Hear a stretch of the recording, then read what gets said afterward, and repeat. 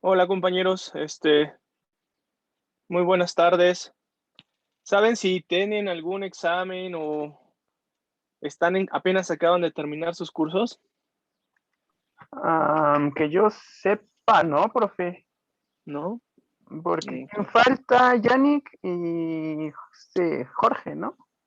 Y Y Abdel, Abdel. perdón. Sí, no, Abdel Abdel, falta. yo las mismas que le hice yo y Jorge también. Ah, No bueno. tenemos nada. Bueno, entonces vamos André, a... no sé. André, que creo que va para álgebra, ¿no? Tiene otras materias. Sí, creo que sí. Ah, ya llegó Abdel. Perfecto. Bueno, entonces vamos a hablar, lo que vamos a hablar ahora es la integración de una función sobre una curva. Este, mm, voy a detener el video y les voy a platicar de manera informal. Ya después veremos los apuntes, pero conviene que nos demos una idea por qué cierto requisito se va a pedir en nuestras curvas y sobre todo la idea de la integración de una función complejo evaluada sobre una curva es de alguna manera consecuencia de la generalización de lo que es la integral de Riemann y Stieltjes que nosotros o suele verse en integración, ¿vale? En cálculo de una variable real. Miren,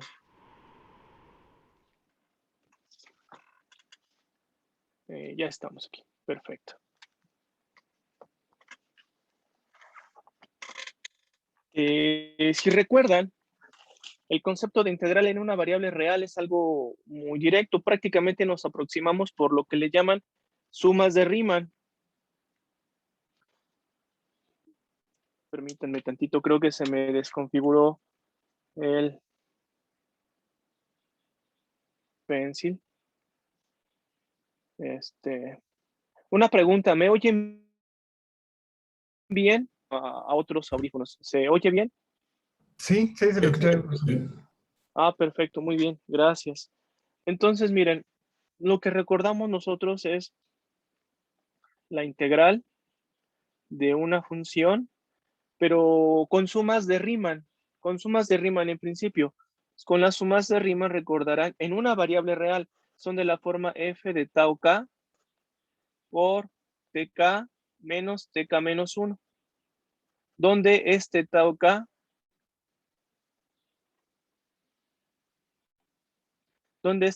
tau k vive en el intervalo entre tk menos 1 y tk, es lo que recordamos, ahí están las sumas de Riemann. Estas sumas, cuando existe la integral, pues estas sumas se aproximan a la integral, ya sea que pueden haberlo aprendido con sumas superiores o sumas inferiores, pero cuando existe pueden emplear las sumas de Riemann. Ahora, de las sumas de Riemann surge un concepto un poco más abstracto. Lo que ocurre es que aquí puede verse como una función identidad evaluada en tk menos la función identidad evaluada en tk menos 1. La función identidad, el único requisito importante para hablar de longitudes es que sea creciente, ¿sí? Creciente. Entonces, muchas veces en lugar de hablar de la función identidad, uno agrega una función creciente. En tk, la misma función creciente en tk menos 1. Y prácticamente uno estaría hablando de la integral de Riemann y Stieltjes si uno se refiere a estas sumas. Entonces,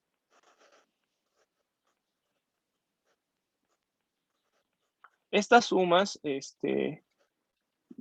si convergen, bueno, recordarán que la partición está dada en términos de la norma de una partición, de la norma de la partición menor que delta. Estas se aproximan a lo que se conoce como la integral de Riemann-Stieltjes. Entonces, basándonos en esta integración, ¿sí? Es como se trata de definir la integral de una función sobre una línea. Lo que pasa que si notamos, bien puede ser esta phi en tk y phi de tk menos 1, que en principio se le pedía creciente para que esto representara una longitud en una variable real. Ahora, al tratar de generalizarlo al plano, pues lo único que pediríamos es que phi fuese la parametrización de una curva. Esa es una generalización natural. ¿sí? Y pues esta función que esté definida del intervalo 0, 1 a plano, ¿sí? Al plano. Tengan mucho cuidado, porque este concepto aún no nos da la integral de la función a lo largo de la curva. Miren, lo que acabo de comentar es, consideramos una curva, ¿sí? Del 0, 1 a C, ¿vale? Y se pide una función continua G de 0, 1 a C. Entonces, las sumas de Riemann y Stieltjes generalizadas a estos conceptos, pues son sumas de este tipo, tau k, phi en tk menos 1, tk, perdón, menos phi en tk menos 1. Esta es la generalización. De las sumas que nosotros vimos en el caso real, esta es la generalización, donde phi es la parametrización de una curva, ¿vale? La parametrización de la curva. G se va a pedir que sea continua, al menos que sea continua. Continua también. Bueno, lo que sería en sí la integral de la función f a lo largo de la curva con parametrización phi, lo que sería la integral, lo que sería esto justamente, no es más que el caso anterior, considerando a G como la composición de f con phi. Es lo único. Por eso es que muchos libros inician hablando del concepto de integral, considerando a G continua en el intervalo 0, 1, porque ya cuando se habla de la integral de la función sobre la curva, en realidad G es la composición de estas dos. Como f está bien definida en puntos de la curva, o al menos es continua en puntos de la curva, pues la composición sería continua en el intervalo 0, 1, en nuestro caso, ¿sí? Entonces, vamos a dejarlo hasta aquí. Voy a considerar tan solo el concepto primario, por decirlo así. Me quedo, no voy a hablar de la integral de f a lo largo de la curva. ¿Estarán de acuerdo? Nada más me voy a quedar en las sumas que comenté ahorita porque de ahí se deduce todo. De estas sumas se deduce todo. Ahora, lo que buscamos es que estas sumas, cuando la partición, que la partición es del intervalo 0, 1, la partición sería 0 igual a t0, menor, menor, así hasta tn, que sea 1. Cuando la norma de la partición P sea menor que cierto delta, en realidad exista un número al cual todas estas sumas se aproximen en menos que un épsilon, ¿sí? Entonces, y si buscamos eso, de alguna manera, lo que se pide como consecuencia es que estas sumas sean acotadas, ¿sí? Se pide que estas sumas sean acotadas. Vamos a ver lo siguiente. Miren, si yo pido que las sumas sean acotadas, estaría pidiendo algo así.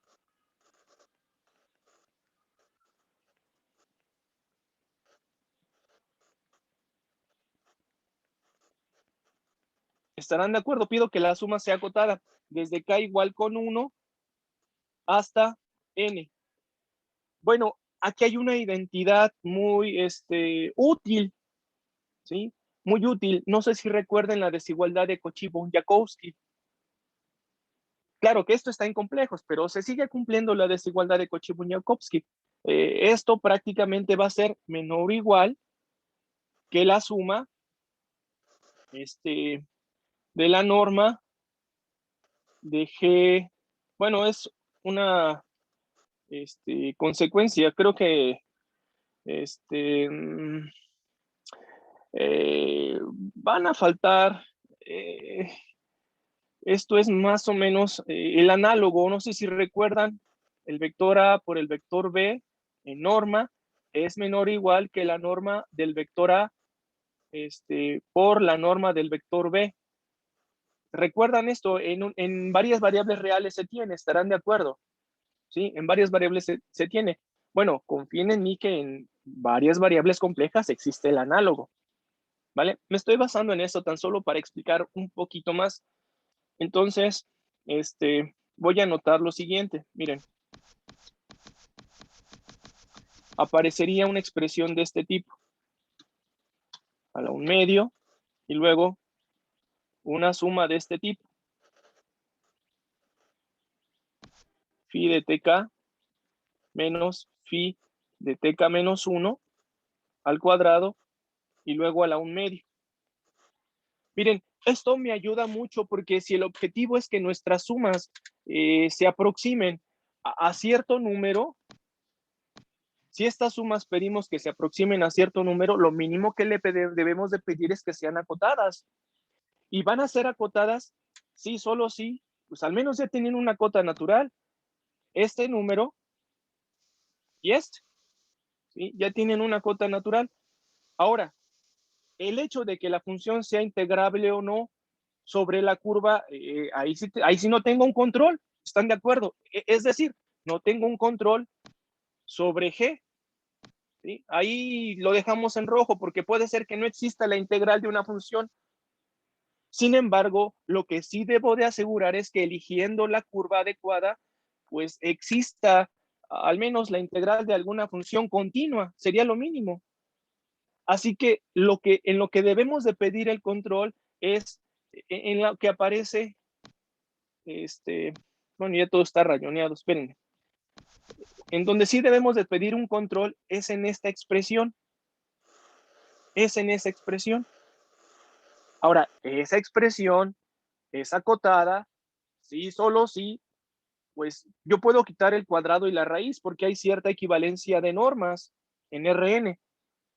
Es decir, esta norma es acotada o esa suma, perdón, está acotada o estas sumas, las sumas de ese tipo son acotadas si tan solo me fijo en sumas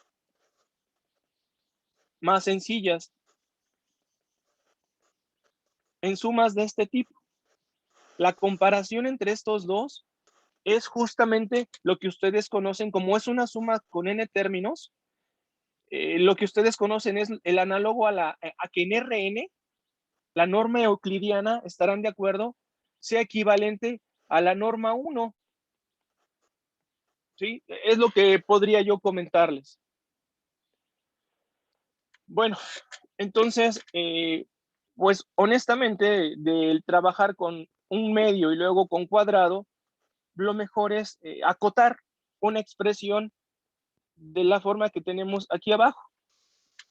Así que al menos ya hay un requisito extra para poder hablar de la integral. ¿Estarán de acuerdo? De cierta función continua sobre alguna curva y el requisito que se le debe de pedir mínimo a la curva, ¿sí? Porque las funciones pueden variar.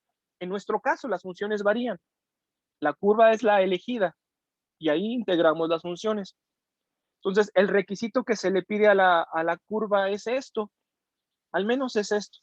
Puede ser con cuadrados y un medio, sin problema pueden trabajar y pedirles que las sumas de ese tipo sean acotadas. Sin embargo, que esas sumas sean acotadas equivale a que las sumas que aparecen ya en azul también sean acotadas. El que quieran, ¿eh? Yo honestamente y geométricamente funciona con la norma 1. Si estarán de acuerdo, estas dos comparaciones es cuando dicen que a cuadrada más b cuadrada más c cuadrada, que es la norma de ABC, es equivalente a la norma valor absoluto de A más valor absoluto de B más valor absoluto de C. Esta es acotada si solo si está. De hecho, por ahí se usa mucho el hecho de que son normas equivalentes, ¿vale? Entonces, aquí me surge una pregunta. Oigan, ¿qué tal si fijamos la función g y nos interesamos por las curvas con parametrización phi? Pudiera ser al revés, ¿no? Pudiera ser de que yo fije esta función, que eso sea acotado, ¿vale? Que eso sea acotado. Y lo que me interese sería, pues, ver qué curvas son. Al menos tendría que pedir esto, ¿sí? O bien puedo jugar entre lo que está en azul y rojo una puede tender a 0 y la otra a infinito. Sin embargo, ustedes saben que ese juego entre 0 y infinito a veces da buen resultado, a veces no, ¿vale? Como por ejemplo n por 1 en n, eso va a 1. Bien puedo pedir que esto vaya a infinito y me fijo aquellas que se van a 0. Es muy curioso esto, o que sean acotadas o algo, ¿no? Cierto comportamiento. Bueno, en nuestro caso no es así. En nuestro caso, lo que nos interesan son las curvas, de tal manera que estas sumas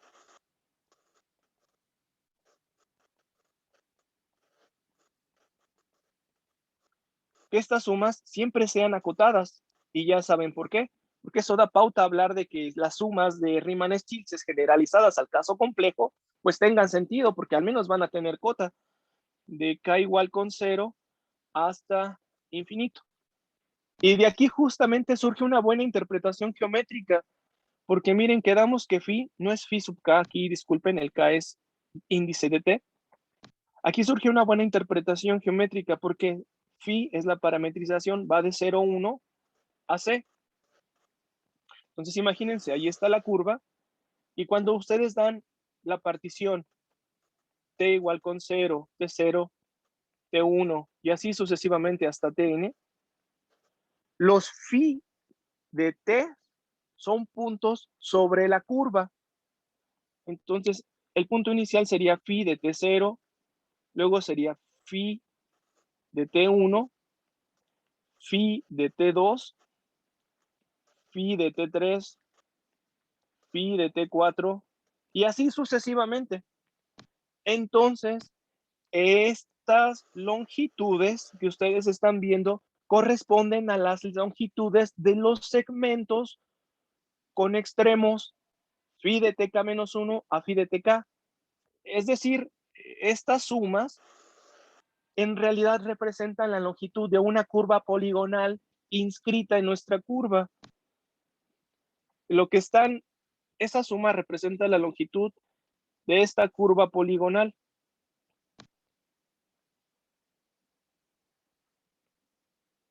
¿Sí? Y así sucesivamente. Entonces, debemos de trabajar con estas curvas. Prácticamente lo que estamos diciendo es que como todas estas sumas son acotadas o deben de ser acotadas, existe un supremo.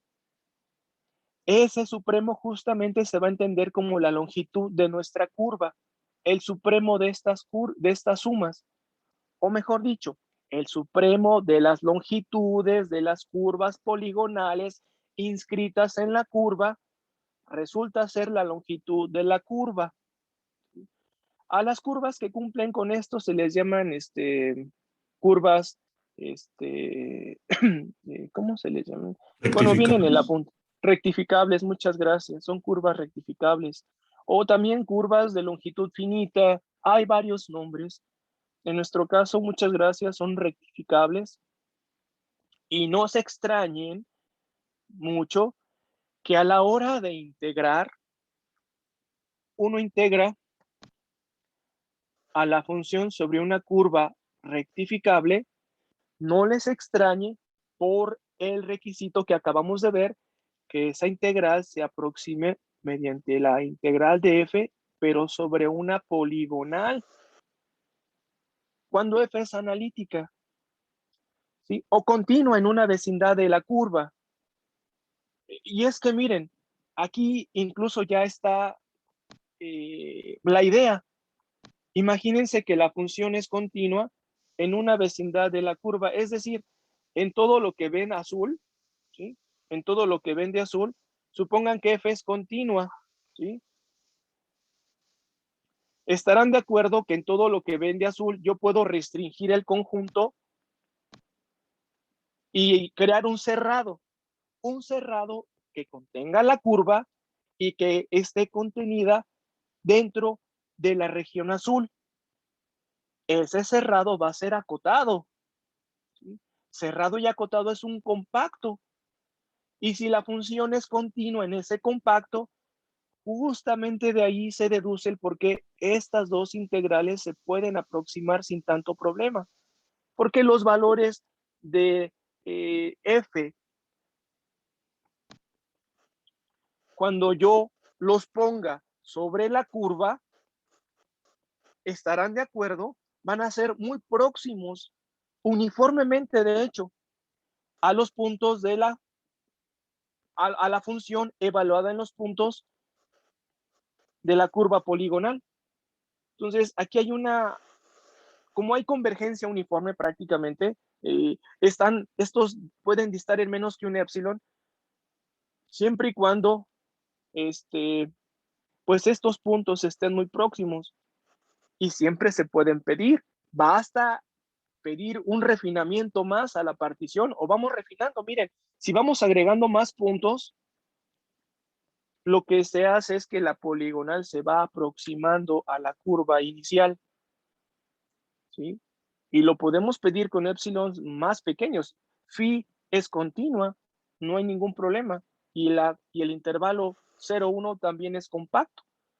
Así que la aproximación para phi no hay ningún problema porque es uniformemente continua, al igual que f. Bueno, entonces, si más adelante alguien prefiere hablar de una integral de una función sobre una curva poligonal, puede hacerlo sin problemas. Aunque a veces, Disculpe, en lugar de... profe, Mande. ¿y cómo dijo que era el concepto de curva rectificable? O sea, ¿qué es lo que significa? Que las sumas de este tipo,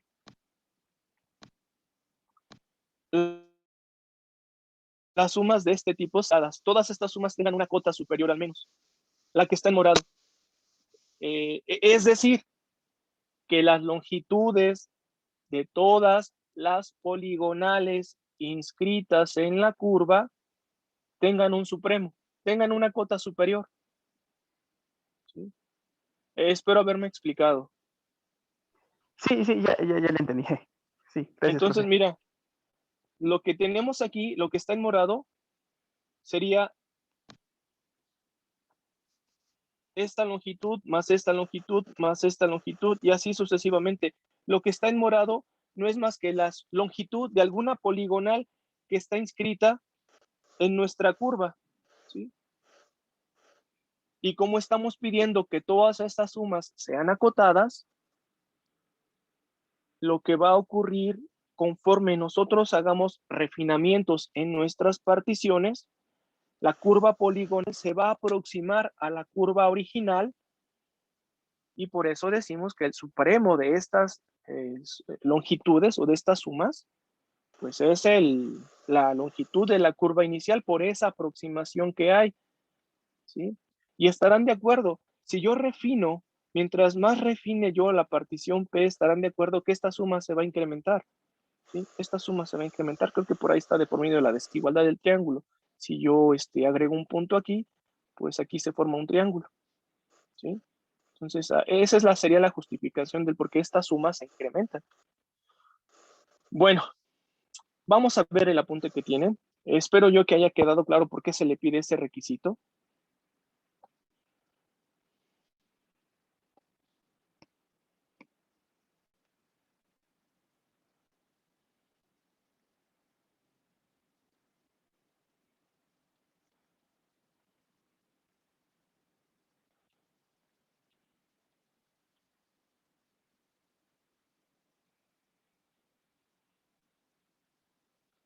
Bien, empezamos con puros conceptos, me parece. Miren, la integral de Riemann-Stieltjes, ya comentamos por qué suele decirse que es integral de Riemann-Stieltjes. Es una generalización de lo que manejamos en cálculo 1 o lo que se ve en integral de una variable real. Una curva se dirá acotada, de variación acotada, ¿sí? O rectificable, o de longitud finita. Si todas estas sumas que habíamos dicho son acotadas, ¿sí? Y el supremo de estas sumas es llamada variación total de gamma. Algunos lo conocen como la longitud de gamma.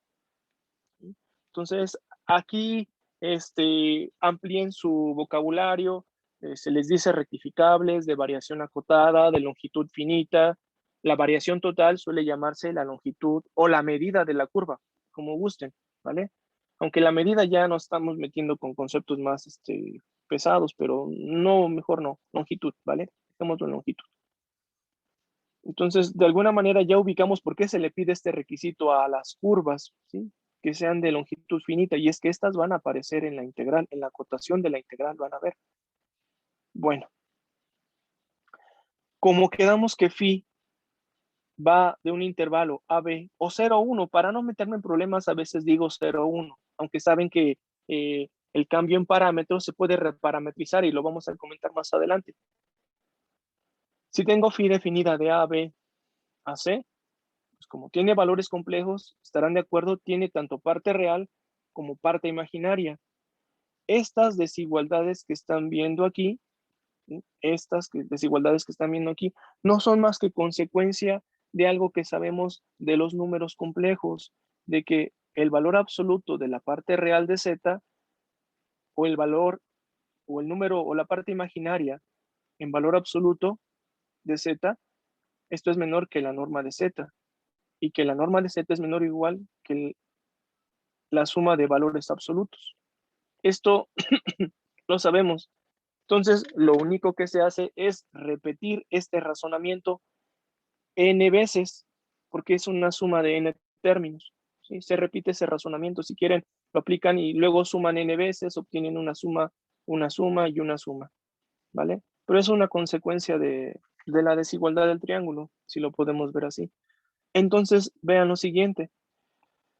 Si la función es de variación acotada, entonces las sumas de este tipo que estamos viendo ahí son acotadas. Las sumas de este tipo son acotadas. Eso hace que las sumas respectivas, tanto para la parte real como la parte imaginaria, también todas esas sumas sean acotadas.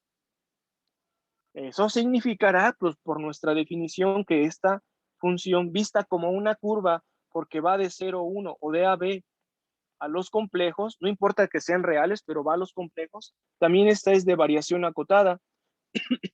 Y lo mismo, la parte imaginaria también va a ser de variación acotada. Geométricamente es muy accesible.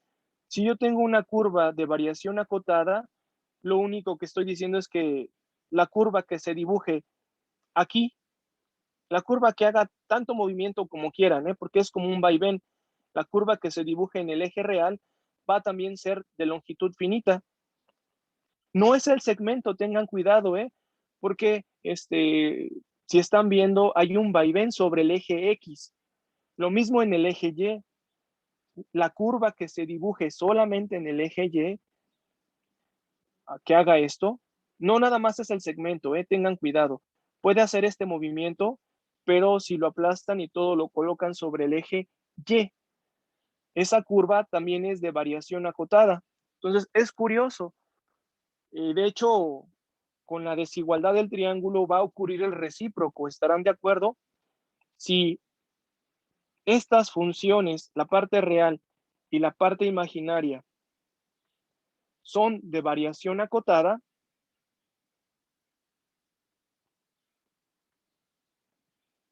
entonces estarán de acuerdo, estas sumas siempre van a estar acotadas por una constante.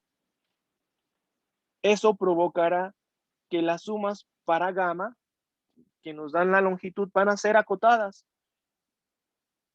Entonces ocurre el recíproco. Si yo sé que vamos a decirlo así, las proyecciones o la curva que se proyecta en el eje X es de variación acotada y la curva que se proyecta en el eje Y es de variación acotada, pues en el plano se está dibujando una curva de variación acotada. Sí, es algo muy chistoso. Si su sombra es de longitud finita, tanto en el eje X o su proyección de sombra en el eje Y es finita, pues la curva es finita.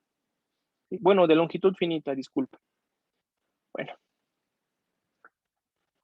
Lo que comentaba, gamma es de variación acotada y solo si su parte real y su parte imaginaria lo son.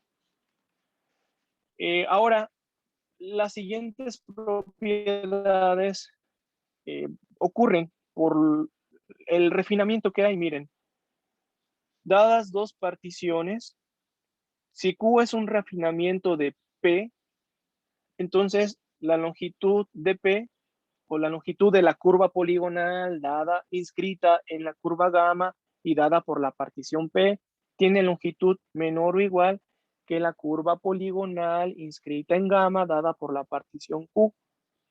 Y aquí prácticamente lo podríamos resolver con un dibujito. Imagínense que está la curva gamma, ¿vale? Déjenme quitar. Ahí está la curva gamma. Se verifica con un punto. Estarán de acuerdo. Muchas de las propiedades que ustedes vieron de integrales sobre el intervalo 0,1 se probaban tan solo agregando un punto a una partición, porque como se debe agregar una cantidad finita, con un punto basta. El proceso era repetitivo. Entonces, imagínense que aquí está la curva poligonal. ¿Sí? Aquí viene la curva poligonal. Bueno, haz esto. ¿Sí? Haz esto. Y si yo agrego un punto, ahora supongan que ya consideramos el refinamiento. El refinamiento es lo que se va a dibujar en verde. Es prácticamente lo mismo. Es la misma. Lo que está en rojo y verde es la misma. Solamente debo agregar un punto más. Y aquí fue lo que ya les había comentado. Ahí se dibuja un triángulo. Siempre que yo agregue un punto más, se dibuja un triángulo. De tal manera que la longitud de la curva que está en rojo está dada por una partición, pero al dar el refinamiento con un punto extra, que es el punto rojo, se obtiene la curva que está en verde. Por la desigualdad del triángulo, ¿estarán de acuerdo? Sería natural conseguir que la curva o que la longitud de la curva poligonal verde es mayor que la longitud de la curva poligonal rojo, tan solo por la desigualdad del triángulo. Y no se extrañen, justamente se aplica en la demostración. Miren, aquí está. Lo que ocurre es que esta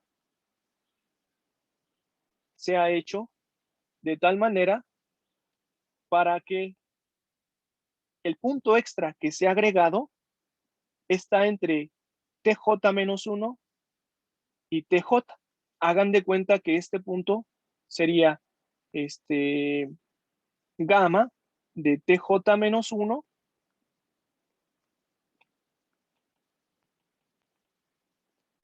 TJ-1 y este punto sería aquí el gamma de TJ. ¿Sí? Y aquí está el punto que se ha agregado. El punto que se ha agregado aquí sería gamma de T, gamma de R. Gamma de R. Entonces vean, esta suma que ustedes están viendo es de la curva que está en rojo. Ahora, ¿cómo llego a la curva, a la longitud de la curva que está en verde, en donde se agregó el elemento R a la partición P para obtener Q? Pues con una desigualdad del triángulo, porque miren, lo que se hizo es aislar la suma de todos y dejar solita la longitud que está en rojo, esta. Este segmento tiene longitud gamma, la norma de gamma de TJ menos gamma de TJ menos 1. ¿Sí? Es esta la longitud, es su longitud. Y estarán de acuerdo, el término que está arriba es menor o igual que este. Se aplica la desigualdad del triángulo. Si quieren, ustedes suman, primero restan gamma de R y luego suman gamma de R. Menos gamma de R lo asocian a gamma de TJ y gamma de R lo asocian a menos gamma de TJ menos 1 y luego aplican desigualdad del triángulo y obtienen la longitud de gamma, pero de la curva poligonal, mejor dicho, dado por Q sobre gamma. Es lo único que se hace. De manera geométrica se entiende muy rápido, ¿estarán de acuerdo? Analítica también. Nada más hay que aplicar, repito, la desigualdad del triángulo. Bueno. La otra propiedad que vamos a ver es que de alguna manera las curvas de variación acotada son la suma y multiplicación por escalares, son operaciones cerradas en la familia de curvas de variación acotada. Si esta es otra curva de variación acotada y doy constantes complejas, entonces esta combinación lineal vuelve a ser de variación acotada. Una observación para que no se confundan: las operaciones que ustedes están viendo son sumas y multiplicación por escalares, pero vistas como funciones. Vistas como funciones. De hecho, aquí yo me atrevería a preguntar por gamma producto con sigma, porque las operaciones que están viendo aquí de estas parametrizaciones son vistas como funciones. Más adelante vamos a hacer otro tipo de operaciones entre curvas, como por ejemplo, cuando una curva coincide su punto final con el punto inicial de otra, ¿sí? Que esta sea gamma 1, esta sea gamma 2. Más adelante suele denotarse que es gamma 1 más gamma 2, la nueva curva gamma, que tiene punto inicial, el inicial de gamma, pasa todo gamma 1, perdón, pasa todo gamma 1, continúa por gamma 2 y punto final es el punto final de gamma 2. Entonces tengan mucho cuidado. Repito, la suma que ustedes están viendo ahorita en la proposición 31 es una suma de funciones. Más adelante veremos cuándo se puede hablar de una suma de curvas para que me dé otra curva, pero que de alguna manera sea la sobre, ¿qué será? La continuación de una de la otra, ¿vale? Así que, pues una pregunta abierta sería, ¿está bien? Esta combinación lineal de curvas de variación acotada va a volver a ser de variación acotada, pero entonces mi pregunta sería, ¿el producto también es válido? ¿El producto también una curva de variación acotada? En principio es curva porque el producto de continuas es continua. Si se puede con el cociente también. ¿Qué ocurre con E a la gamma? A la sigma, perdón. E a la sigma. Hay muchas otras preguntas, pero con la linealidad nos basta, estarán de acuerdo. La linealidad en las curvas. Bueno, entonces, ¿a qué se debe? También es otra consecuencia de la desigualdad del triángulo, prácticamente. Si ustedes ven todo eso, nosotros prácticamente lo veríamos para un término. Y aquí está la demostración para un término, porque luego se suman todos. Miren, tomen un término de esta suma. ¿Sí? En realidad no sería una suma. Tomen una, mejor dicho, una partición de AB, ¿vale? Lo que vamos a hacer es iniciar desde las sumas finitas. Para una partición de AB, vean qué ocurre para una suma, no tengo mucho espacio. Ya está. Miren, para una partición vamos a fijarnos en la variación de gamma dada por la partición, era una combinación lineal, vamos a ponerlo así, A gamma más B sigma dada por la partición P. Esta sería la longitud de la poligonal inscrita en la curva A gamma más B sigma. ¿Sí? Vamos a ver qué ocurre. ¿Estarán de acuerdo los términos? Esta es una suma finita. Cada uno de los términos de esta suma debe de ser de la forma A gamma más B sigma. Todo esto en un TK. Permítanme tantito. TK menos A gamma más B sigma TK menos 1 y todo en norma. ¿Estarán de acuerdo? Si yo sumo esto desde K igual con 1 hasta la cantidad de términos que tiene la partición, pues me dará el número que aparece arriba. Sin embargo, aquí inmediatamente ustedes asocian términos, las gamas con las gamas, las sigmas con las sigmas, luego asocian las constantes A y B, aplican desigualdad del triángulo y separan términos. Así que esto sería menor o igual que la norma de A más gamma en TK menos gamma en TK menos 1 más, y lo mismo del otro lado, la norma de B, sigma en TK menos sigma en TK menos 1. Y ya terminan prácticamente lo que han probado aquí en esta expresión, es que la variación o la longitud de esta curva poligonal es menor o igual que la norma, la variación para esta curva poligonal más. ¿Estarán de acuerdo? Es lo que, si yo sumo todos estos términos, llego a esta desigualdad. Y aquí prácticamente uno concluye, porque si nos damos cuenta, estas sumas siempre van a ser menores o iguales que la norma de A, y en lugar de esta suma finita, yo anoto el supremo de esas notas, de esas sumas finitas. El supremo de estas sumas finitas es la variación total de gamma o es la longitud de gamma. Se denota así. Más, igual aquí. El supremo de esta suma es la variación total de sigma. Entonces, prácticamente lo que hemos verificado es lo siguiente. Miren, voy a quitar todo esto. Creo que lo copié.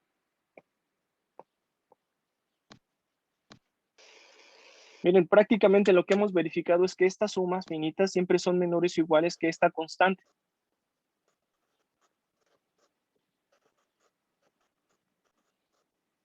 Esta es constante. Si recuerdan, entonces al considerar el supremo de estas sumas, si esta es una cota superior, entonces el supremo, que es la longitud de esta curva,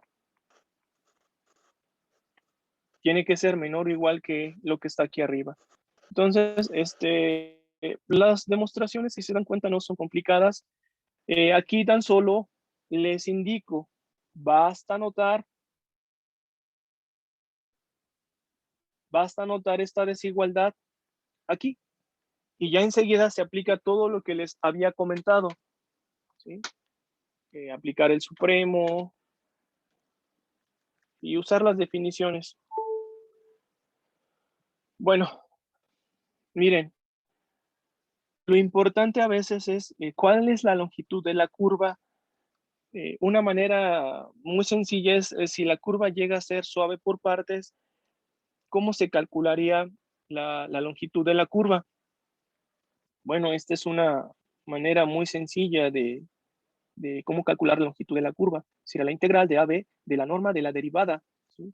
De gamma en t y de t. Decimos que es suave por partes. Vamos a comentar lo siguiente. Una curva suave, tan solo decir que es suave, gamma es suave si existe la primera derivada. Siempre existe la primera derivada aquí, ¿sí? Siempre existe la primera derivada. Entonces ya con eso, con que exista la primera derivada, ya es suave.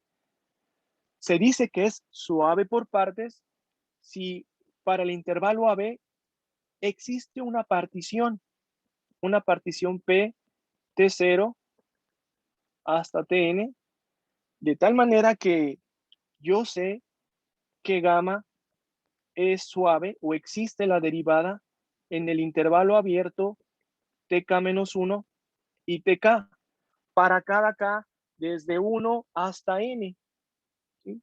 Por ejemplo, una circunferencia sería una curva suave. Una curva de este tipo,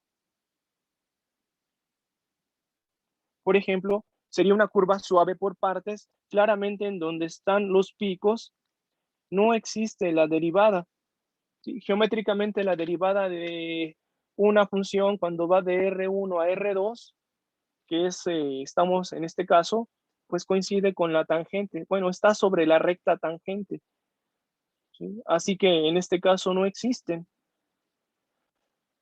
Son llamadas singularidades y en matemáticas he visto algunos métodos para evitar singularidades. Es muy curioso. Leí un trabajo sobre inteligencia artificial en el cual la integración de una función sobre una línea, por eso me interesó mucho, sobre una línea en el plano. La integral de una función sobre una línea nos indicaba el crecimiento de cierta red neuronal. ¿Sí? Conforme vayan integrando, la red se va llenando de información. Entonces, el problema para algunos radica en las singularidades, porque después de la singularidad no existe la derivada que ayuda mucho a obtener información. Tratan de evitar, en otras palabras, los picos. Entonces, creo que ya lo he platicado. Si no, lo platico a ustedes. Un método para quitar los picos es el siguiente. Imagínense que esa curva está en el plano, ¿sí? En el plano. Y pues justamente ahí estamos viendo un pico, una singularidad, ¿sí? Ahí está una singularidad. Entonces, lo que suelen hacer algunos matemáticos para integrar sobre una curva y que no haya singularidades es el método de soplar, ¿sí? O soplado, blow up. Consiste en agregar una dimensión más. Creo que lo platiqué en el seminario y pues, a mí me interesó bastante. Miren, están en el plano, supongan que estos son los ejes X y eje Y del plano. Entonces, agregan una dimensión más. Agregan esta dimensión más. Ya estamos en R3, ¿sí? Entonces, algunos especialistas lo que hacen es consideran en azul otra curva, ¿sí? Y hacen una especie de... Crean lo que está en azul, espero haberlo dibujado agradable. Hacen esto. Oh,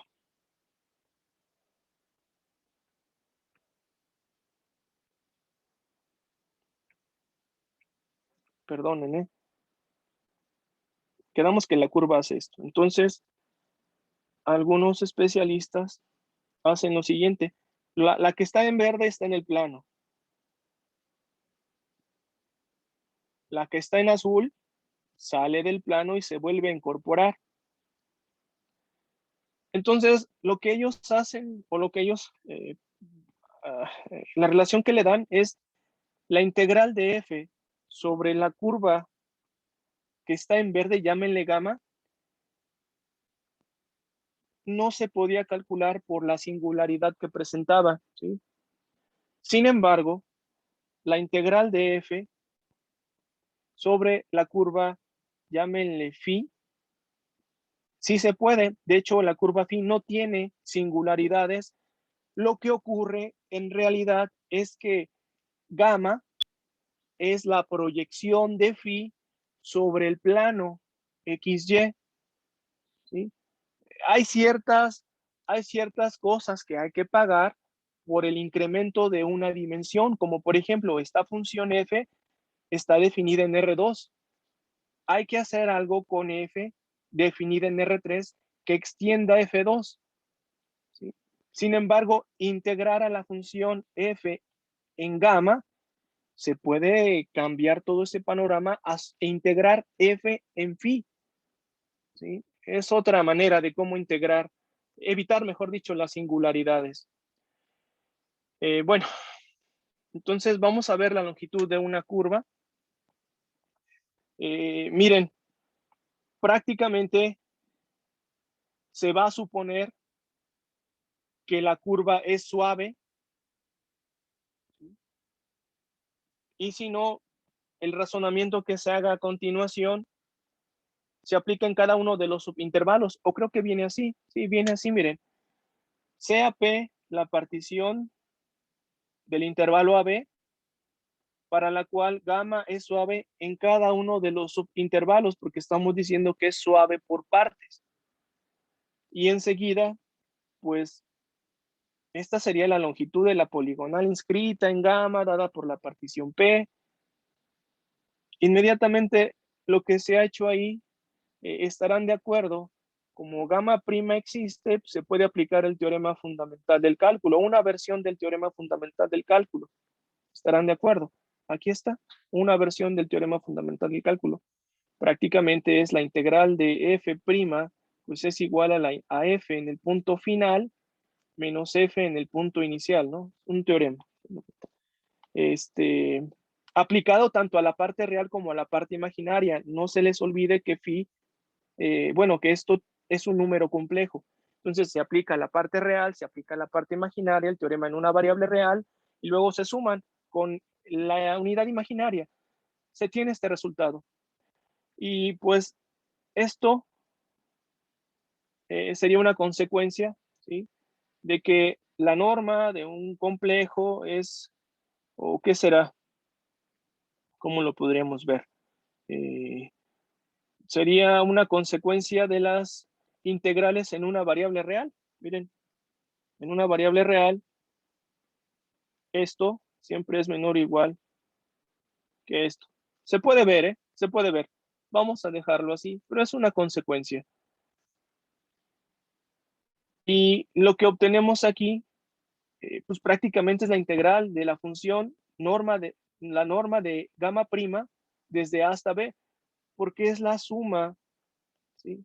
Es la suma de integrales en cada uno de los subintervalos. Aquí hay que comentar algo, miren. En la última igualdad, imagínense, integro desde A a T, calculo esta integral, df, más la integral de T a B, df. Y esto prácticamente es una función que va de R en R, ¿no? Que va del intervalo AB a R. Bueno, esto es de una variable real, no sé por qué lo estamos explicando, estarán de acuerdo. Es que la norma de gamma prima es una función que va de un intervalo real a un número real. Esto lo sabemos de una variable real, ¿vale? Y lo que iba a comentar es que esta integral es justamente la integral de AB de F en una variable real. Entonces, miren, ya al menos tienen una desigualdad. Resulta que la variación total, o bueno, no la variación total, todavía no, pero de aquí se deduce, estarán de acuerdo. De aquí lo que tienen es que han encontrado una cota para todas estas sumas, porque P fue una partición y siempre es menor o igual.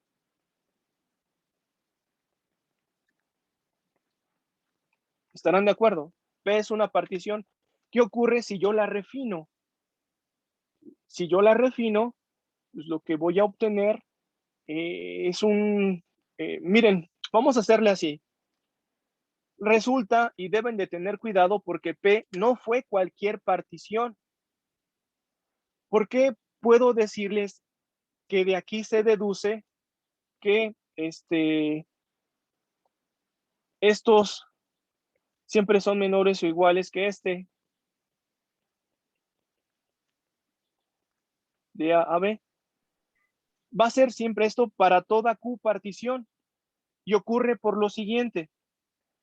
Para obtener esta desigualdad, estarán de acuerdo, bastó con que P tenga los puntos extremos donde la función gamma tiene derivada.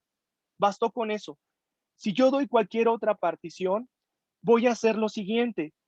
La refino, le agrego P, considero P unión Q. Y para este refinamiento, pues de nueva cuenta, repito el algoritmo anterior. P unión Q tiene los extremos adecuados donde la función gamma tiene derivada. Tiene más, pero eso no va a afectar el razonamiento. Entonces, inmediatamente P unión Q actúa como P. Es decir, esta suma va a ser menor o igual que esto. Y si recuerdan, con el refinamiento, estas sumas finitas van creciendo. Es decir, la variación en gamma dada por Q sería menor o igual que la variación en gamma dada por la unión.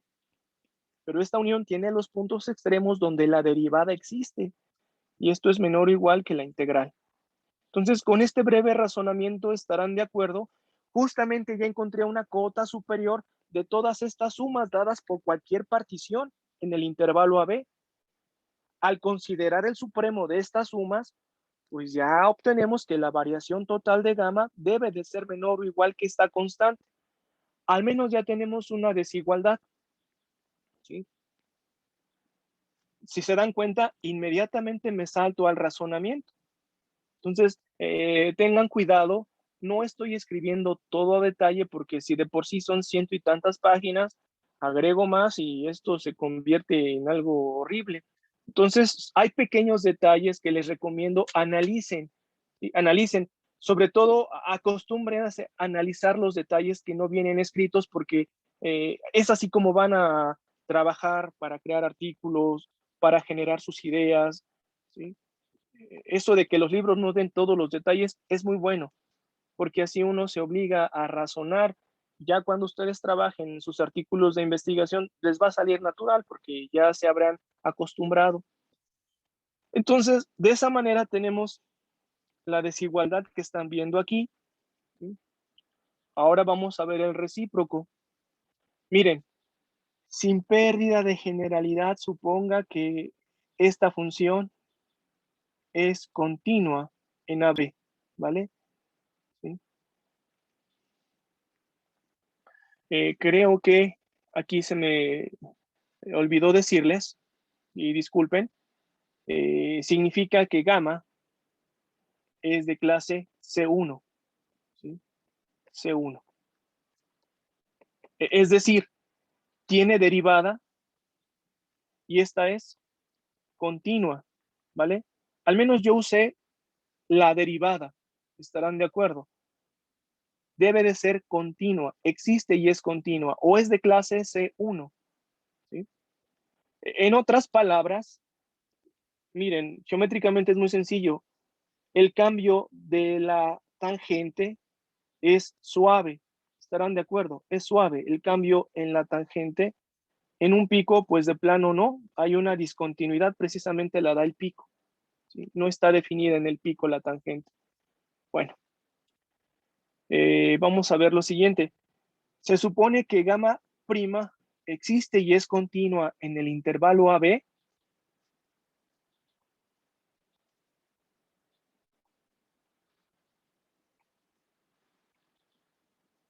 Así que como el intervalo AB es compacto, sabrán que toda continua en un compacto es uniformemente continua. Si dado un épsilon, va a existir un delta 1 tal que cualquier punto ST que diste en menos que delta 1, sus imágenes van a distar en menos que épsilon.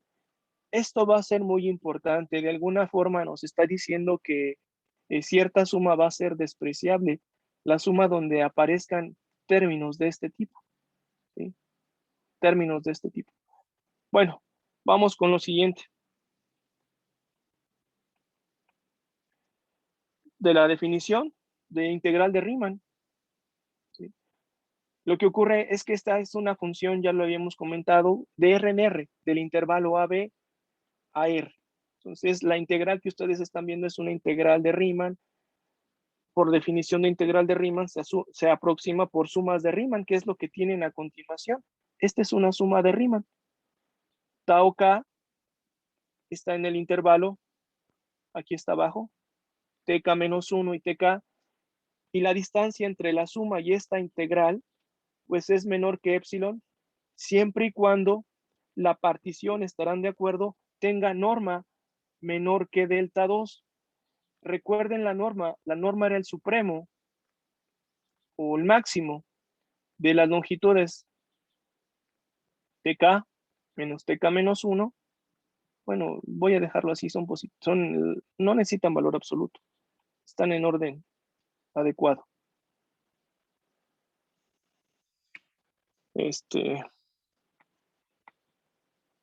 La norma de la partición era el supremo, ¿no? De K igual con 1 hasta N, ¿vale? Esta es la norma. Entonces, hay que tener cuidado, ¿sí? Si la norma de la partición es menor que delta 2, entonces yo puedo aproximar esta suma de Riemann a la integral, ¿vale? A la integral. De aquí, prácticamente uno emplea una consecuencia de la desigualdad del triángulo. Lo usamos demasiado, estarán de acuerdo. Si A dista de C en menos que épsilon, pues uno ya automáticamente dice que la norma de A es menor que epsilon más la norma de C, ¿sí? Porque pues prácticamente aquí se ha empleado esta desigualdad. Una consecuencia de la desigualdad del triángulo, luego quitan el valor absoluto y llegan a esto. Entonces, es lo mismo que se aplicó, solamente que A y C son otras cuestiones, ¿sí? Es exactamente lo mismo. ¿No? Bueno, entonces vean, aquí está la acotación que nos sirve, ¿sí? Que nos sirve, porque justamente aquí puede estar la variación total de nuestra función gamma, de nuestra curva gamma. Lo que se hace a continuación es lo siguiente, miren, tau k es una constante entre en el intervalo con extremos tk-1 a tk. Entonces, lo único que se hace es, pues, la integral de tk-1 a tk y dt, pues esto lo sabemos que es la diferencia, ¿no? tk menos tk-1. Y esta diferencia lo cambiamos por la integral que ustedes están viendo, esta constante ingresa, ¿sí? Y tenemos esto justamente, donde esto, repito, es constante. La variación es perdón, la integral de, la variable de integración es t minúscula. Entonces, es lo que se hace. A continuación se resta y se suma gamma prima de t. Gamma prima de t se resta a este término, se asocian, luego se aplica desigualdad del triángulo. La gamma prima que se sumó se separa y con la desigualdad del triángulo queda del otro lado, bueno, queda en otro término. Esto lo aplicamos m veces, se suman, pero es desigualdad del triángulo, sumando y restando dentro del integrando la derivada de t. ¿Sí? Se repite ese razonamiento y enseguida vamos a despreciar un término. Vean, este es el término que se va a despreciar. ¿Sí? Más aún, voy a borrar. Miren, aquí falta algo importante.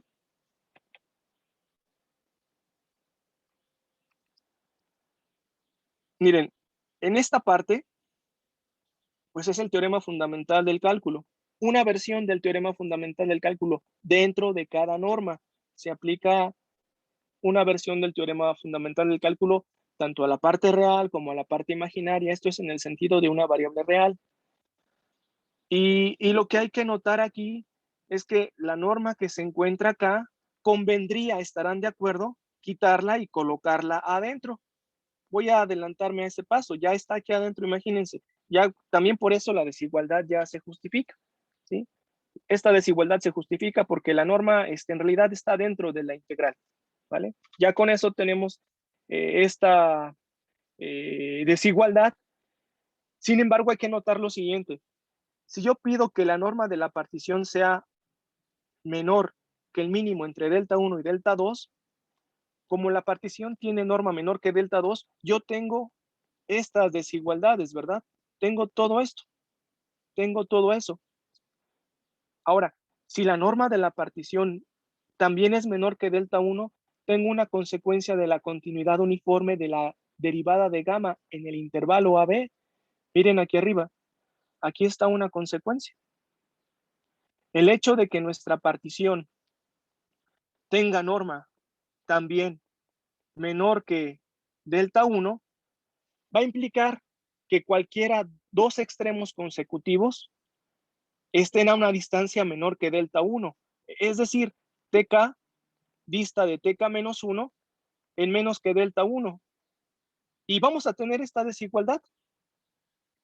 Pero no nada más es para estos, sino para cualquier punto que se encuentre entre estos dos extremos. Pues vean, tau K y T son dos puntos cualesquiera que se encuentran entre los extremos TK-1 y TK. Y quedamos que la norma de la partición es menor que delta 1.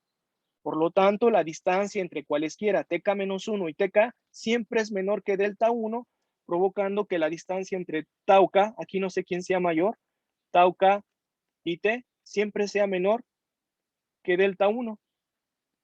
Y la continuidad uniforme me está diciendo que este término es menor que épsilon, ¿sí? Este término es menor que épsilon, por eso es despreciable ese término. Ese épsilon que ustedes están viendo es este. Y lo que queda, pues es que cuando sacan la constante épsilon, no queda más que integrar de tk-1 a tk a dt. Esa es la longitud. Tan solo me queda esto. Lo que aparece aquí es la longitud dada por la partición P. ¿Sí? Aquí aparece épsilon. Si quieren ya desaparecemos todo esto porque esa suma va a ser finita. Aparece un épsilon y la variación total de gamma, porque todas estas sumas tienen como supremo a la variación total o la longitud de la curva. Y recordarán, si un número es menor o igual que épsilon más un b, donde este épsilon es arbitrariamente pequeño, pues a tiene que ser menor o igual que b. Por eso obtenemos el recíproco, ¿sí? Bueno, los siguientes ejercicios son importantes porque reafirman el concepto de las curvas sobre las que vamos a integrar. Miren, si tenemos una función creciente, pues hay que verificar que toda función creciente es de variación acotada, ¿sí? Claro, aquí hay que tener cuidado. Si estoy hablando de una variable compleja, pues no les extraña que hable de una función en R. Podemos ver a R dentro de como la parte real de los complejos, ¿sí? Entonces, pues verifican esto, es directo, estarán de acuerdo, porque, bueno, lo checan. ¿Alguna duda hasta aquí? Porque ya estamos hablando de ejercicios. ¿Dudas? No, profesor. ¿No? ¿Siguen oyendo bien? De pronto como que se le corta un poquito, pero muy poquito. Ah, gracias. Es que sí, ya me marcó mis audífonos, tienen poca batería. Sí, pero siento que es más como que se oye como que es de conexión. O sea, de internet, porque se deja de ir un ratito y luego se apelmaza todo y se oye rápido. Así que. ¿Quién me No apelmazo sé. yo? ¿Me apelmazo Bueno, o yo sea, todo? el sonido así como que se oye rápido, Ah, ya. como si fuera error de conexión, más que de Estoy los audífonos. bromeando. Sí, entendí. Usted, profesor, se apelmaza. Ay, perdón, es la red. ¿Ya, No ya es se mi volvió culpa, es denso? Ya me volví lento y denso. Miren, vamos con lo siguiente. Ujú. Si no hay dudas hasta aquí, ¿qué les parece si ustedes intentan los ejercicios? No les voy a dar sugerencias, los intentan y continuamos con la teoría, ¿vale? Para que no les arruine sus ganas de desarrollarse personalmente, ¿vale? Entonces, aquí continuamos con la teoría. Quedamos que su examen ya tenemos fecha de su examen, ¿verdad? Déjenme ver. Sí, habíamos dicho que el 4, bueno, el lunes El 4 de 4. octubre, me parece.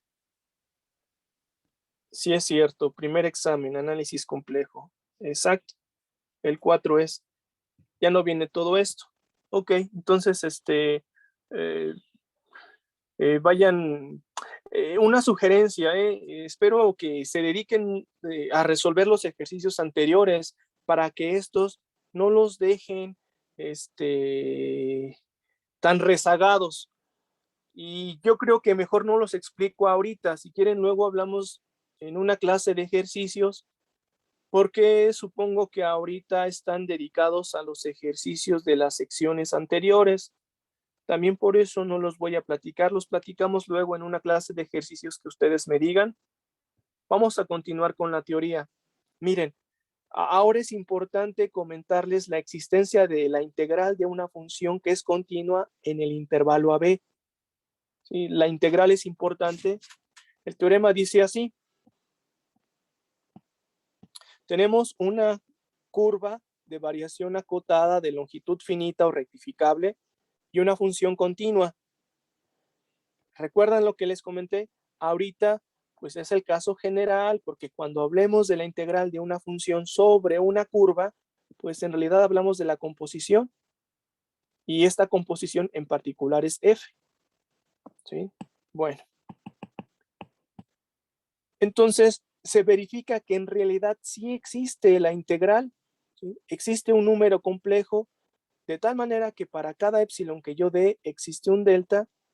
Si cualquier partición del intervalo AB tiene norma menor que delta, estas sumas de Riemann y Stieltjes se aproximan a ese número complejo. De esta manera entenderemos que el número complejo es la integral de la función, ¿sí?, en la curva. Aquí hay que tener cuidado. No le llamaría sobre la curva o en la curva. Vamos a ver de una vez cómo se llama. ¿Sí? A veces se me olvida. Miren, la integral de f con respecto a gamma, ambas sobre el intervalo AB.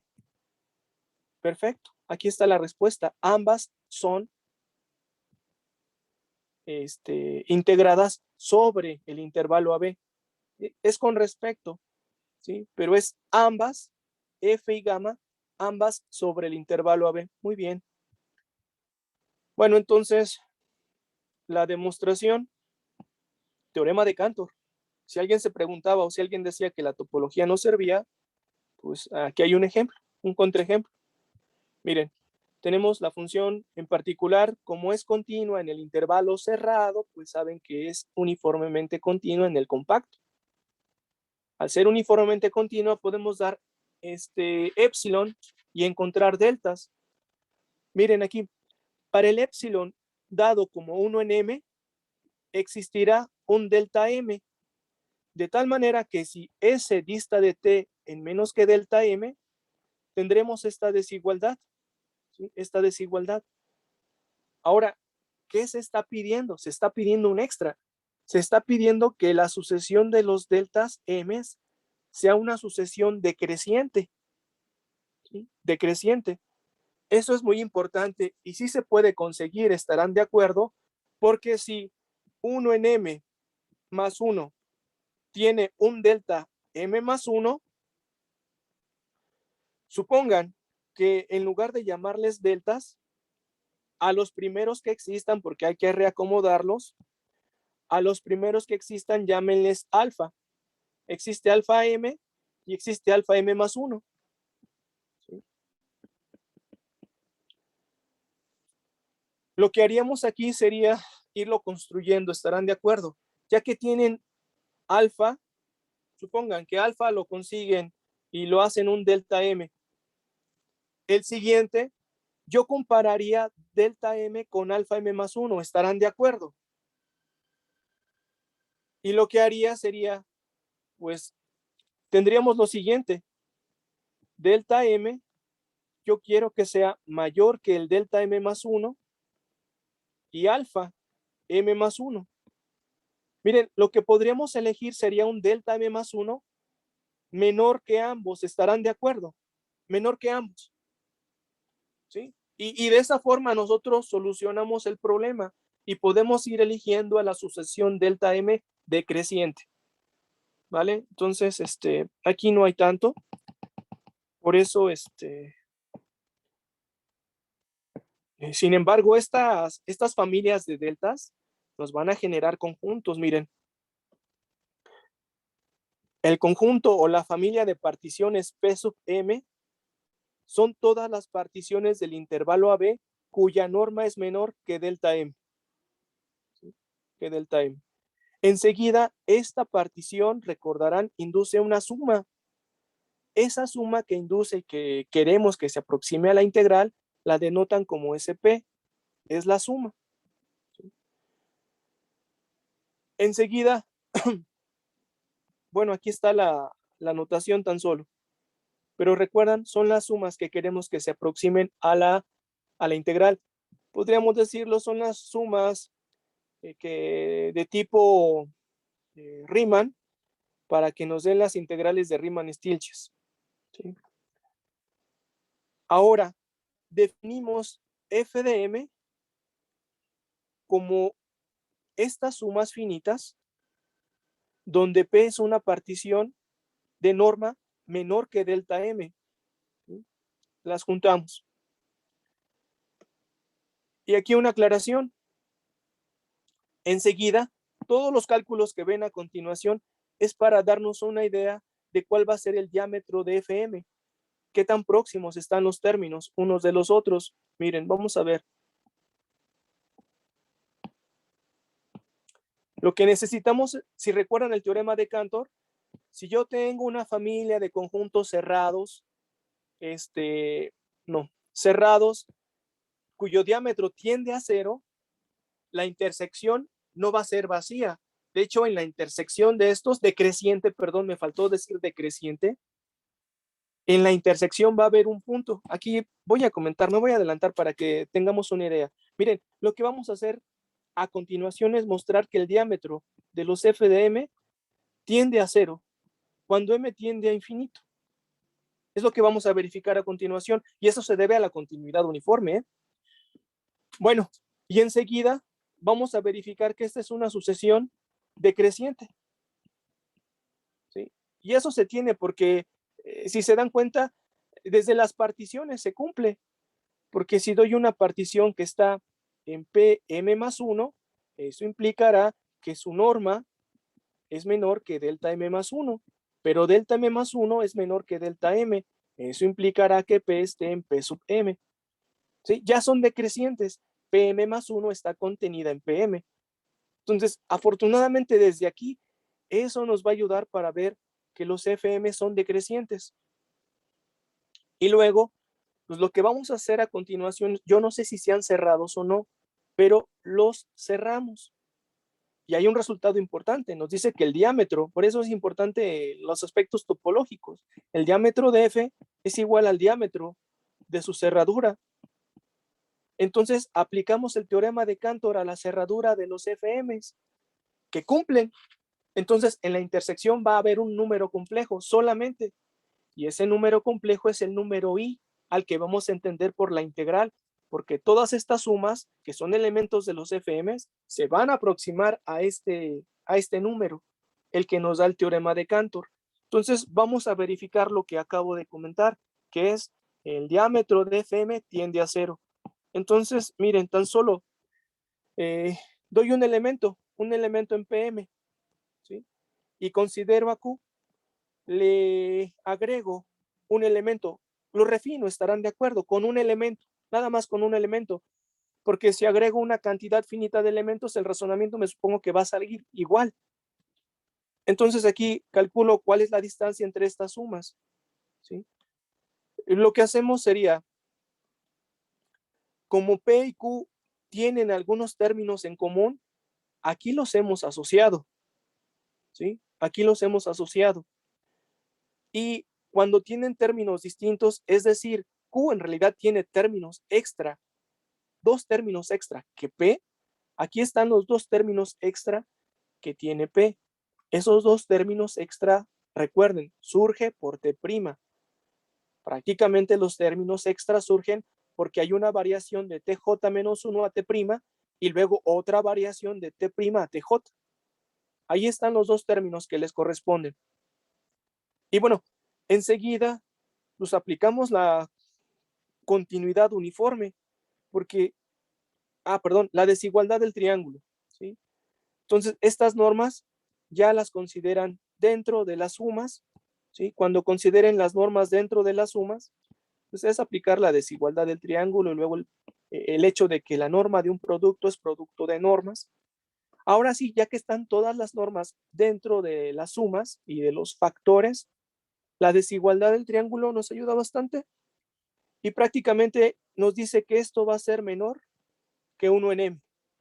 Esto va a ser menor que 1 en m y estos factores que estoy marcando en azul, mejor dicho, son menores que 1 en m, porque cada subintervalo dista o tiene longitud, mejor dicho, menor que delta m. Y si recuerdan, si dos puntos distan en menos que delta m, sus imágenes distan en menos que 1 en m. Entonces, esa sería la conclusión. Enseguida lo que se hace, ese factor 1 en m es el que ustedes notan aquí. Y si nos damos cuenta, aparece de manera natural la longitud o la longitud de la curva poligonal. ¿Estarán de acuerdo? La longitud de una curva poligonal. Pero la longitud de esa curva poligonal dada por Q es menor que la variación total. Miren, esto ocurrió si yo agregué un número, un término.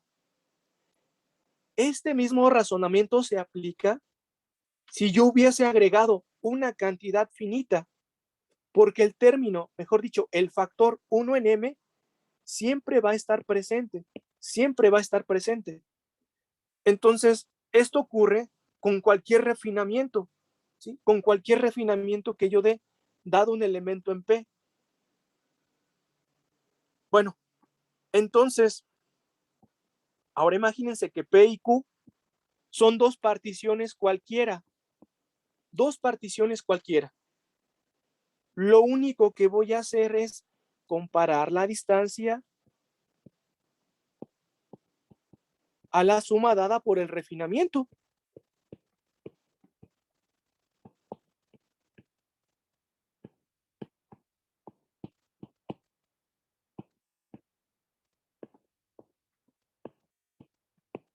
Miren, como P unión Q es el refinamiento de P, ustedes pueden aplicar la idea anterior. Yo puedo calcular la distancia de dos sumas siempre y cuando sepa que P es el refinamiento, perdón, que Q sea el refinamiento de P, y ya nosotros acotamos esa suma. Entonces aquí también se puede, porque este es un refinamiento. P unión Q es un refinamiento de P. Y lo que me dice la desigualdad anterior, que fue probada tan solo agregando un término, pero créanme, se aplica lo mismo si yo hubiese dado una cantidad finita de términos extra a P. Entonces tendríamos que esto es menor que 1 sobre m por la longitud de la curva, y esto es menor que 1 sobre m por la longitud de la curva. Estamos hablando de 2 veces 2 entre m, la longitud de la curva. Y estarán de acuerdo, yo a propósito agregué la unión, porque la suma que ustedes están viendo, esta suma de dos valores absolutos, estarán de acuerdo, es mayor o igual que la distancia de SP a SQ. Otra vez, puedo verlo así. Resté y sumé la suma dada por la unión y luego apliqué la desigualdad del triángulo. Pero lo que estamos viendo en rojo es más fuerte, porque P y Q fueron cualesquiera dos elementos en P. Cualesquiera dos. Eso significa que el conjunto de las sumas dadas por las particiones cualesquiera va a distar, cualesquiera dos sumas van a distar en menos que esto. Aquí ya está la respuesta, ¿eh? Significa que el diámetro de FM, que es la familia de estas sumas, el diámetro tiene que ser menor o igual que 2 veces la longitud de la curva sobre M. Y cuando M tiende a infinito, pues aquí tenemos que es tiende a cero. Miren lo que les comentaba, perdón. Miren, en general, si Q es un refinamiento de P, se cumple lo anterior, ¿sí? Pero es repetir el razonamiento tan solo con un término. Dado cualesquiera dos particiones, pues miren, restamos y sumamos, pero estas sí sabemos que son menores que 1 en M, longitud de gamma, igual, ¿no? Y aquí concluimos. El diámetro de FM tiende a cero. Cuando M tiende a infinito es muy importante. Entonces, aquí no estoy escribiendo, pero recuerden, el diámetro de un conjunto es igual al diámetro de su cerradura. Por eso yo puedo aplicar el teorema de Cantor a la cerradura, ¿sí? Y también son una sucesión decreciente, como lo habíamos comentado. Y todo se deduce por cómo fueron creados PM, ¿sí? Entonces ya de Cantor se deduce que existe un término. Ahora vean un número entre estos.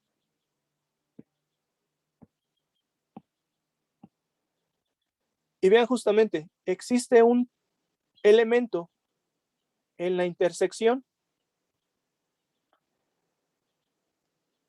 Si la partición tiene norma menor que delta M, estarán de acuerdo, significa que la suma dada por esta partición está en FM. Esa fue nuestra definición de FM, estarán de acuerdo, la familia de sumas parciales dadas por las particiones con norma menor que delta M. Y como está en FM, Y como I también está en cualquier FM, el número I está en cualquier FM, entonces la distancia de estos dos pues va a ser menor que el diámetro del conjunto, es decir, menor entonces que este número. Por eso es que aquí ya se deduce que dado un épsilon, miren, de aquí se deduce que dado épsilon mayor que 0, existe un delta mayor que 0, tal que si la partición tiene norma menor que delta, entonces la suma dada por P se aproxima a I en menos que épsilon. ¿Qué es lo que haría? Pues como M tiende a infinito, estarán de acuerdo que existe un M suficientemente grande, de tal manera que 2 sobre M mayúscula, llámenle, esto es menor que épsilon, estarán de acuerdo. Ah, pues, ¿qué creen? El delta, que sea el delta M mayúscula y terminamos. ¿Sí? Y ya con eso. Entonces, se obtiene el resultado. Es algo muy fuerte porque se muestra la existencia de la integral. ¿Sí? Ahora, esto es más, más elaborado. Si recuerdan, cuando vieron la integral, ustedes hablaron de sumas superiores, de sumas inferiores, ¿sí? De sumas inferiores, superiores, y lo que se dieron cuenta es que estas, unas crecían y otras decrecían. Entonces, aquí no había tanto problema porque solamente hay que considerar dos, ¿sí? Todo en una dirección, ¿no? Las sumas superiores van en este sentido, la U de FP, y las sumas inferiores, L de la U, FP, es que es lineal, es en una línea, estarán de acuerdo. O estas sumas van creciendo y las sumas superiores van decreciendo. Y si el supremo de una coincidía con el ínfimo de la otra, pues ya terminábamos, es integral. Ahí no había tanto problema. Aquí se tuvo que usar el teorema de Cantor porque estamos en el plano. ¿Qué dirección debo de elegir? Pues cualquiera, ¿sí? Esa es la gran diferencia, y conforme el espacio o la estructura algebraica se vuelve más abstracta, las herramientas para encontrar algunos resultados también, ¿sí? Bueno, ya tenía 30 al iniciar y ya tengo 7%. Miren, aquí le vamos a dejar, este resultado estuvo muy fuerte, estuvo muy bueno. Aquí le dejamos, ¿vale? Está bien. Porque no sé a qué hora me vaya a dejar sin internet, pero ya se me hizo muy raro, se me está acabando muy rápido. Bueno, entonces, ¿alguna duda? ¿Dudas no hay? No, por el momento no, profe. Bueno, entonces, muy bien. Aquí le dejamos, ¿sí? Nos vemos el jueves, no, el viernes. Lunes. El lunes. Mañana en el seminario. Ah, sí, mañana. Y Mañana en el seminario.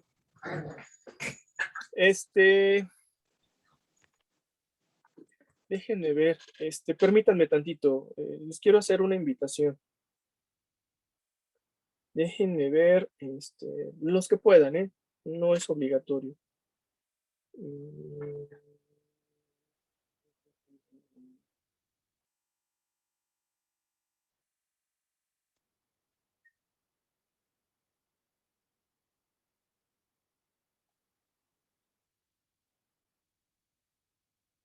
Entonces fue mi correo.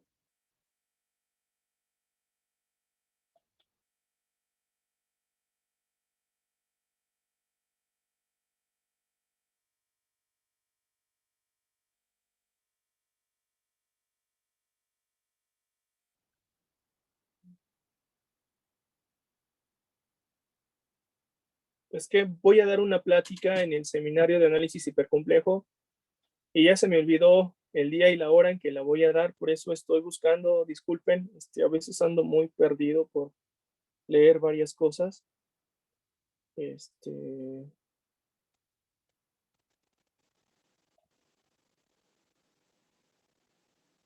Seminario, ¿no?